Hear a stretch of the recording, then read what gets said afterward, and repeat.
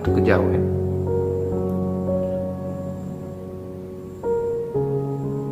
Gua nggak tahu apa itu.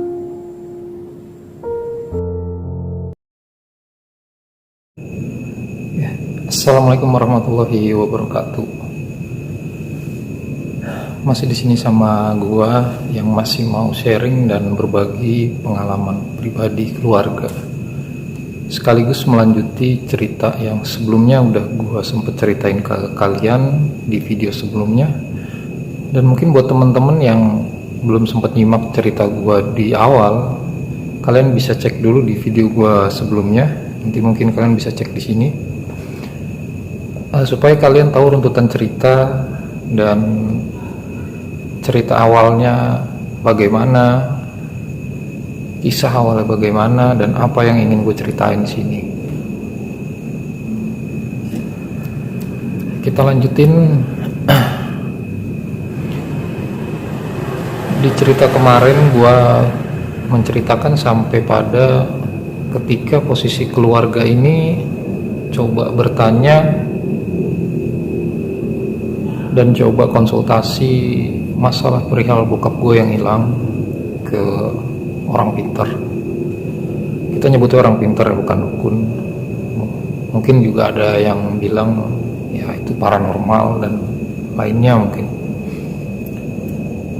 Setelah abang tertua gue dan nyokap gue datang silaturahmi ke orang pintar, akhirnya dapat informasi bahwa bokap gue yang hilang selama 1 tahun itu masih dalam keadaan hidup dan sehat walafiat.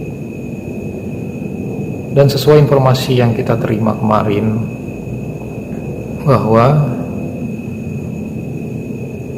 bokap ini belum bisa balik lagi ke rumah. Untuk saat ini bokap belum bisa balik ke rumah.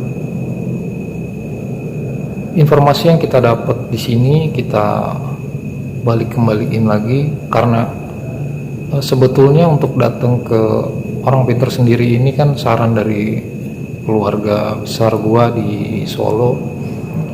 Jadi kita informasiin balik ke keluarga besar di Solo, karena yang panik ini udah bukan keluarga gua yang ada di Cibinong, tapi keluarga besar bokap yang ada di Solo, keluarga besar nyokap yang ada di Purwokerto. Ini kan semua konteksnya sudah tahu bahwa bokap gue ini udah gak pulang selama 1 tahun. Dan begitu kita ceritakan hasil kunjungan atau hasil silaturahmi keluarga di Cibinong ini ke orang pintar, yang bahwasannya bokap gue ini masih ada, masih sehat, bokap masih hidup, dan tetapi memang belum bisa untuk pulang lagi, kumpul bareng lagi sama kita di rumah. Keluarga gue di Solo ini pun akhirnya makin meyakini gitu bahwa dari kejadian hilangnya bokap ini ada sesuatu hal yang janggal gitu. Ada satu hal yang memang terjadi secara tidak logis,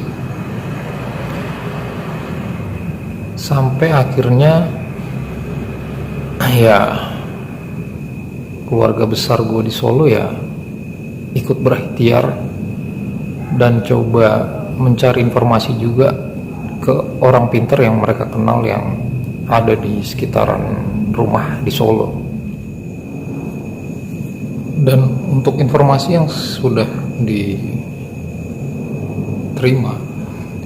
atau informasi yang udah gue sama keluarga gue dapat ini juga, walaupun menjadi sedikit titik terang atau menenangkan, paling tidaknya menenangkan gue dan keluarga, itu juga bukan menjadi jawaban buat gue ataupun keluarga gitu, mau nyokap ataupun abang gue, karena yang kita pengen itu ya bokap bisa balik, bisa bareng lagi, tidur lagi bareng di rumah, bisa bercengkrama lagi, bisa makan bareng, Ya intinya gue kehilangan sosok bokap selama 1 tahun. Gue nggak pernah ngeliat lagi senyum bokap atau marahnya bokap. Pokoknya gue kehilangan banget sosok orang tua, khususnya bokap ya, karena nyokap gue masih ada. Gue benar-benar kehilangan banget. Dan 1 tahun itu gue ngerasa panjang banget. Mungkin di sini juga teman-teman punya pengalaman yang hampir mirip gitu ke gue. Dan bukannya gue mau nunjukin sisi cengengnya gue sebagai laki-laki gitu. Kalau gue tahu mungkin bokap pergi dari rumah ya, kerja ngerantau, gue tahu kondisi dia, gue tahu dia di mana, gue tahu dia sedang apa, mungkin sedang kerja atau apa. Tapi konteksnya ini, ketika di awal bokap hilang, ya dia masih pergi sebagai seorang karyawan gitu, yang pada akhirnya nanti ya sore pulang jam kerja ya dia pulang ke rumah, balik lagi kumpul sama keluarganya. Tapi kan ini enggak, bokap pergi pagi ngayuh sepeda tuanya dan gak pulang lagi ke rumah. Itu jadi pagi terakhir gua tahun itu buat ngelihat bokap berangkat. Karena bokap pun belum bisa kita temui di kurun waktu yang 1 tahun lebih, mungkin 1 tahun lebih, sampai akhirnya karena kemarin yang kita dapat begitu kita diberikan masukan oleh keluarga besar di Solo, kita dapat kabar bahwa bokap masih sehat. Akhirnya secara terus menerus kita coba cari juga informasi dari sumber-sumber yang sama. Gua tanya, gua cari tahu, atau temen gue ini punya kenalan juga nggak ke orang pinter. Gue coba sharing sama teman-teman terdekat gue saat itu pas masih di bangku sekolah. Abang gue juga pun sama, dia sharing ke teman-teman kerjanya masalah perihal bokap gitu. Karena kebetulan abang tertua gue ini kerja satu perusahaan sama almarhum bokap gitu, jadi temennya ya kurang lebih sama, tahu, kenal. Sampai pada saat itu kalau gue nggak salah, ini titik awal dimana gue benar-benar dapat pengalaman pribadi yang di luar apa ya, di luar bayangan gue. Sampai akhirnya di satu posisi yang akhirnya gue sendiri yang ngalamin. Dan ini nanti mulai beruntut panjang, terus-terusan gue mengalami singgungan dengan hal-hal yang berbau dengan metafisik, berbau dengan alam gaib. Ini akan terus berkepanjangan. Jadi ada satu momen ketika gue masih ada di jam sekolah. Saat itu kalau gue nggak salah mungkin sekitar jam 3 sore. Ini udah jam-jam akhir mau pulang sekolah saat itu. Kebetulan saat itu gue posisinya ada di ruang gambar. Kita juga lagi nyelesain tugas gambar teknik kita. Gue ngerasa seluruh badan gue berat. Gue ngerasa seluruh badan gue itu kayak ada yang nindih, kayak ada yang nginjek. Gue seumur-umur itu gak pernah ngerasain perasaan Sparno saat itu. Gue gak pernah ngerasain seluruh tubuh gue ini berat, sampai di posisi gue ini tiduran di lantai karena saking beratnya. Gue gak kuat buat nahan berat beban yang gue tahan gitu, padahal gak ada apa-apa. Saat itu juga gue maksudnya nggak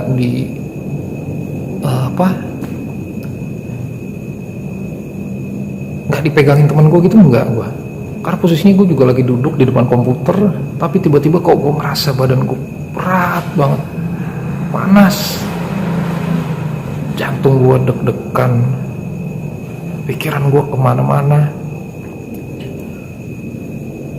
Dan di posisi yang gue hanya bisa tiduran di ubin tuh gue nangis. Gue gak sadar gue nangis.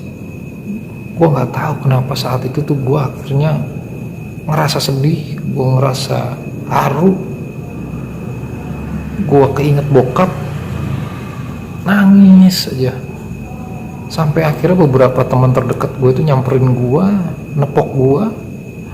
Mereka nanya, lu kenapa? Kenapa lu nangis? Ngapain lu tiduran, lu sakit? Kepala lu sakit? Gitu. Karena kondisi itu tuh terjadi begitu aja. Gitu. Paginya gue masih sehat baik, siang gue masih istirahat, makan di kantin juga gak ada masalah gitu. Karena saat itu tuh jam pelajaran produktif. Akhirnya gue coba nguatin buat menarik kepala gue agak sedikit ke atas, dan gue cerita, bilang refleks saat itu gue ngerasain badan gue berat banget. Gue ngerasain badan gue ini kayak ada yang dudukin, berat banget. Gue gak tahu kenapa badan gue tiba-tiba yang berat. Gue nangis, dan kejadian itu tuh lama. Kalau gue coba inget-inget saat itu tuh sekitar jam 3:30 atau jam 4 kurang. Dan lu bisa bayangin, hampir lebih dari 1,5 jam gue ngalamin kondisi itu. Begitu mulai masjid di sekitaran sekolah gua itu, kan biasanya masjid-masjid itu kalau sudah mendekati waktu maghrib, sholawat sudah mulai berkumandang ya. Gue inget banget keadaan normal yang gue rasain itu ketika sholawat di masjid sekitar sekolah gue itu mulai kedengeran. Seketika saat itu juga yang gue rasain itu hilang. Badan gue yang merasa berat, pikiran gue yang ngerasa kacau, tangis gue kira bisa dipapah duduk lagi di kursi. Ingat banget gue, setelah sholawat di masjid itu gue denger langsung, sampai akhirnya dimana gue didudukan di satu kursi. Gue dikasih air putih saat itu sama teman-teman gue, karena kondisinya tuh gue shock banget. Dan beberapa teman gue nanya, lu kenapa, apa sih, lu ada masalah, kenapa lu dapet kabar apa gitu dari rumah. Karena memang sebelumnya ini gue cerita ke teman-teman terdekat gue di sekolah bahwa orang tua gue ini, khususnya bokap, udah gak pulang selama 1 tahun gitu. Mungkin mereka pikir gue nerima kabar yang kurang mengenakan lah. Tapi ya gue bilang ke mereka, gue gak tahu, gue gak ngerti apa yang gue rasain. Gue pun bukan karena gue dapet kabar yang bagaimana dari rumah. Tapi ya gue bilang ke mereka, ya ini gue tiba-tiba badan gue ngerasa berat. Gue lagi nyelesain tugas gambar teknik gue, tiba-tiba badan gue ngerasa berat, kayak ada yang dudukin, sampai akhirnya gue cuma bisa tiduran saking gue nggak kuat nahan beratnya. Akhirnya jam sekolah pun pulang, tapi saat itu gue masih duduk di ruang gambar. Teman-teman gue juga ada 4-5 orang yang saat itu juga belum pulang karena mereka khawatir sama apa yang gue rasain. Gue punya 4-5 teman deket di sekolah saat itu yang memang masih nunggu kondisi gue ini agar normal dulu baru kita pulang bareng gitu. Sampai akhirnya ada di mana salah satu temen gue ini bilang ke gue, nepok gue, bisikin gue pelan, nanti malam lu ada acara atau enggak gitu. Kalau lu nggak ada acara, yuk nanti malam lu ikut gue. Nah, gue tanya, ikut kemana gitu. Dia bilang, ya insya Allah mungkin setelah lu nanti ikut gua datang ke salah satu orang tua gua, lu ngobrol, lu bisa ngeluarin unek-unek di hati lu tuh masalah perihal bokap, mungkin dia bisa ngasih sedikit wejangan atau sedikit ngasih informasi ke gua. Karena pada saat itu gua nggak punya pikiran macem-macem ya. Oke, gue bilang.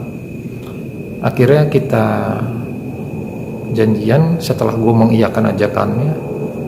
Kita janjian setelah Ba'da Isya. Kurang lebih kita janjian jam 8 malam di Pasar Cibinong. Karena kebetulan saat itu rumah orang tuanya itu nggak jauh dari rumah gue. Akhirnya gue berangkat dari rumah, gue pamit ke orang rumah, gue pamit ke nyokap. Tapi gue nggak bilang gue pamit keluar rumah itu gue mau kemana gitu, karena udah jadi kebiasaan gue kalau keluar rumah ini gue pamit aja, tapi gue nggak pernah cerita gue mau keluar itu kemana.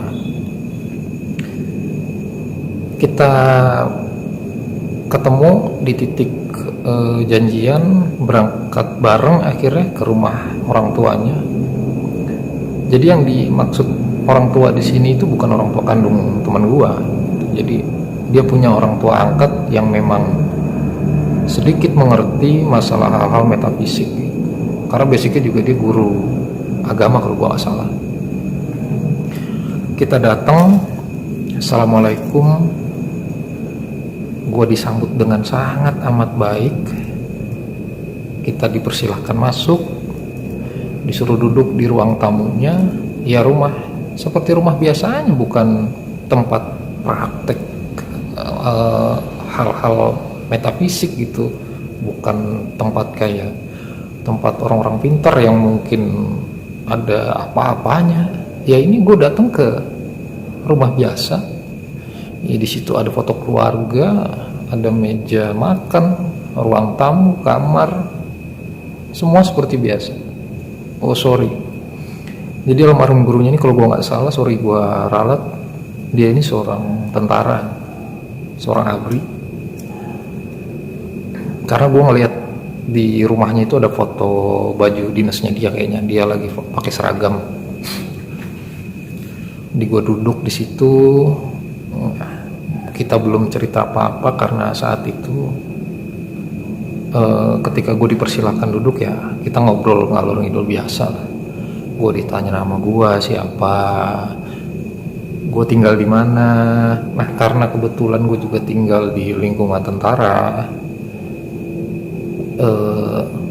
dia nanya lah, kenal bapak ini gitu ya, kita ngobrol ngalor ngidul awalnya sampai pada akhirnya beliau ini nanya ke gue gitu, kenapa? Gue bilang, kenapa apanya ya pak ya? Iya, masnya kenapa, ada mikirin apa gitu, lagi kepikiran apa, kenapa? Sambil ketawa ke gua. Ini ada cerita yang lebih aneh dan gak masuk di akal lagi di pikiran gua. Setelah nanti gua pulang dari rumah si bapak ini, rumah orang tuanya temen gua ini. Jadi ketika di sana gua akhirnya bercerita gitu bahwa gua ini dan keluarga habis mengalami sedikit musibah,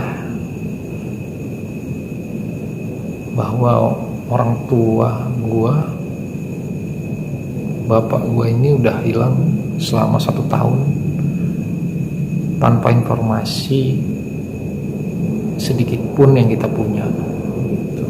Nah gue cerita ke dia bahwa kemarin itu sudah sempet ada dari pihak keluarga gua yang datang ke orang pintar. Gue ceritain juga apa kata orang pintar itu ke gurunya, ke orang tuanya teman gue ini gitu. Gue cerita di situ bahwa katanya bapak ini masih hidup, bapak ini masih sehat, tapi belum bisa pulang. Gue cerita ke dia, responnya pun nggak banyak, atau dia berbicara macam-macam, enggak. Dia cuma senyum. Gue inget banget ekspresinya. Dia itu cuma senyum dan tanya ke gue, terus maunya gimana? Ya, gue sebagai anak yang kehilangan sosok orang tua, kemauan gue cuma satu. Saat itu bokap gue bisa pulang dengan sehat tanpa kekurangan satu apapun, kumpul lagi sama keluarga, dia bisa kerja lagi. Udah,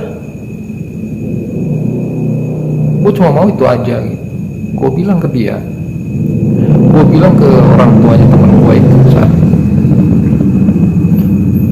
Sampai akhirnya dia ninggalin gue sama temen gue di ruang tamu itu tuh untuk beberapa saat.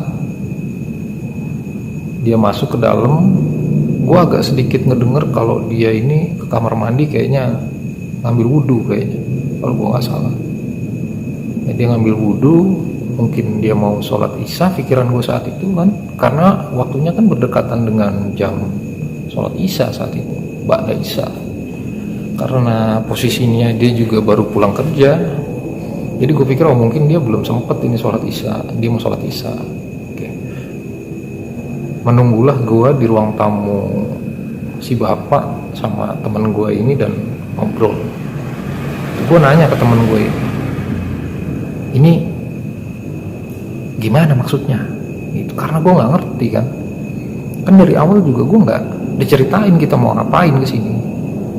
Taunya kita silaturahmi aja, dan temen gue juga cuma bilang ya siapa tahu lu bisa dapet sedikit informasi gitu. Oh ya udah, kita duduk situ, gua bakar rokok, teman gue juga bakar rokok, sampai akhirnya orang tua teman gue ini datang keluar dari kamarnya. Dia bakar rokok, ternyata bener dia habis sholat, karena keluar itu dia juga sembari ngewirid, dia pegang tasbih di tangannya. Dia bilang ke gua,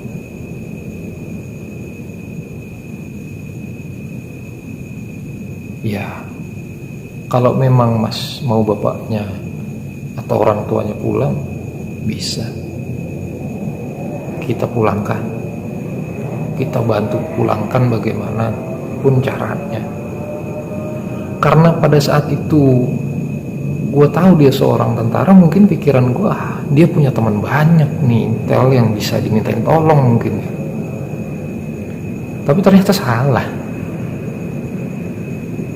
Dia juga punya kelebihan, dia mungkin punya anugerah yang dikasih sama Allah itu yang gue nggak punya gitu. Dan yang lebih bikin gue heran, yang lebih bikin gue shock saat itu, dia ini tahu asal bokap gue dari mana cuy. Dia tahu kalau almarhum bapak gue ini orang Solo asli. Dia bercerita ke gue,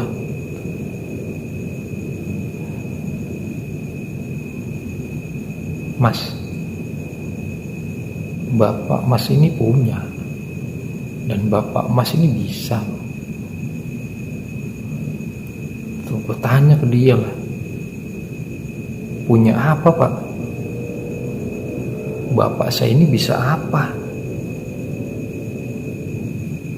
Iya, orang tua mas ini punya titipan, orang tua mas ini punya pegangan gitu. Nah ini Dimas juga ada titipan, apalagi nih, makin pusing kepala gua. Remaja, anak metropolitan, lahir di Bogor, jauh dari hal-hal mistik, dapat informasi kayak begitu.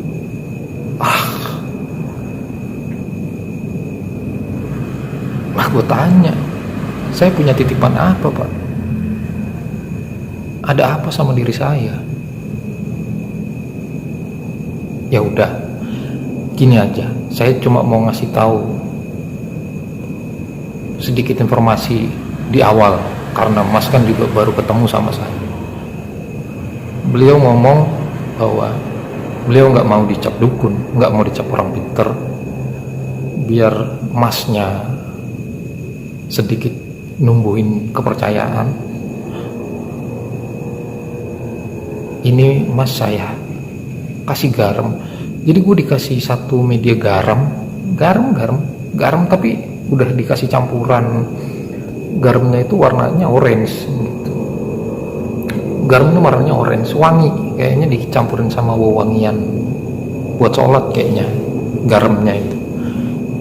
Kondisi rumah Mas ini, tanahnya ini tanah panas.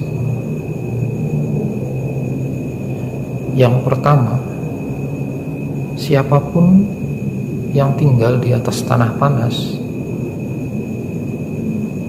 itu gampang merasakan hawa ribut, keributan. Hal kecil bisa jadi sumber masalah besar, bersinggungan bisa jadi musuh, hidup ngerasa gak adem. Ntar dulu, kok gue jadi ngerasa bener apa yang diomongin ya? Lo bapak tahu dari mana? Gue bilang, apa bapak pernah lewat rumah saya? Apa bapak pernah main mungkin ke tetangga dekat rumah saya? Oh ya nggak perlu, saya nggak perlu main ke rumah Mas kok. Ini yang dari rumah aja udah ikutin nih, udah ikut ke sini. Mungkin tahu dia Mas mau ketemu saya.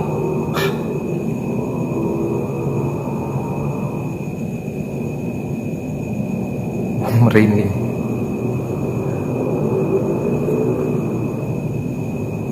Yang dari rumah.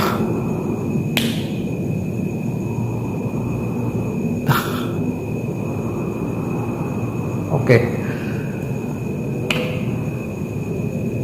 Gue mungkin saat itu nggak mau ngedalamin lagi karena hati gue sedikit takut gitu buat cari tahu lebih dalam lagi. Jadi setelah gue dikasih garam, oke, garam dan medianya itu gue terima gitu, gue bawa pulang. Jadi Pak, saya bawa pulang garamnya.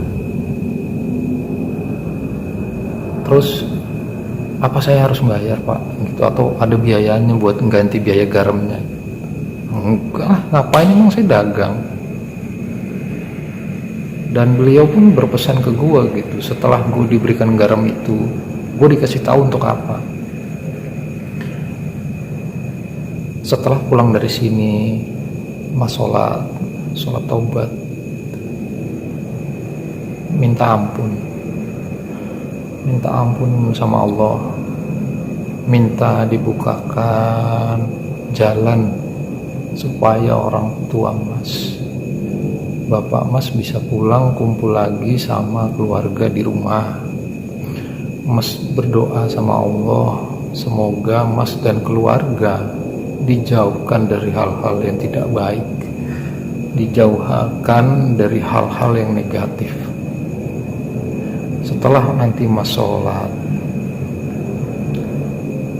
Mas keluar, silahkan Mas taburi garam ini mulai dari depan pintu rumah gerbang Mas sampai ke belakang rumah Mas semua. Pokoknya sampai mengelilingi rumah Mas.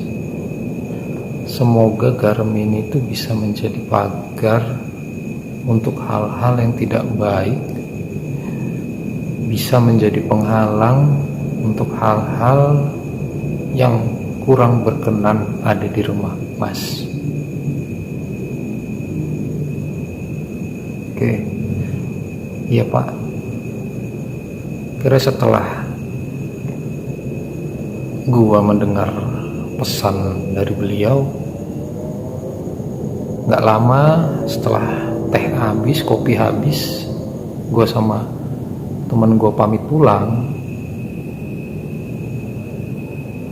Sampai di rumah saat itu kalau gue nggak salah itu sekitar 1:30 malam. 1:30 malam gue sampai di rumah. Begitu gue mau buka pintu rumah, nyokap gue nangis. Nyokap gue nungguin gue, dan nggak biasanya nyokap gue itu nungguin gue ketika gue keluar buat main. Nyokap gue keluar nungguin gue di balik pintu. Dia bilang, "Kamu kemana?" Gue jawab, "Habis main Bu dari rumah temen." Gue tanya ke nyokap, "Loh kok ibu belum tidur, udah 1:30?" "Ibu tadi mimpi ngeliat kamu main ke satu rumah, ngobrol, ada orang tua. Di pundak kamu itu ibu lihat ada yang duduk 2 orang anak kecil."